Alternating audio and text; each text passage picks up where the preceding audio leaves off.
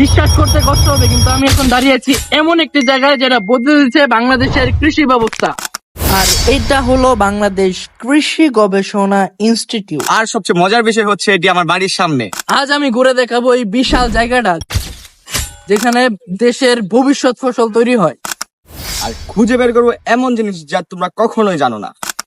যেমন এই লজ্জাবতী গাছ, এই ড্রামগুলো, আর এই সাপটা। বাংলাদেশের একমাত্র পূর্ণাঙ্গই কৃষি গবেষণা প্রতিষ্ঠানটি যাত্রা শুরু করে 1976 সালে।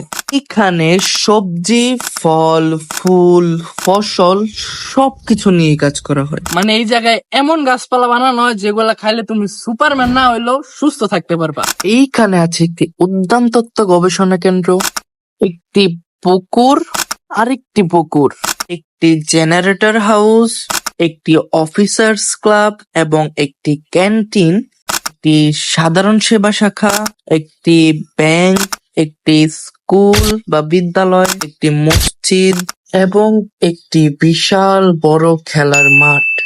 এই জায়গায় যা হয় এটা শুধু কৃষি না, এটা বিজ্ঞান, এটা পরিশ্রম এবং এটা দেশের মানুষের খাবারের নিরাপত্তা।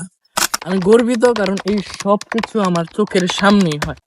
সাবস্ক্রাইব করো কারণ আমরা এরকম আরো অনেক অজানা তথ্য তোমাদের সামনে তুলে ধরবো। ততক্ষণ সবাই ভালো থেকো, সুস্থ থেকো। আল্লাহ হাফেজ।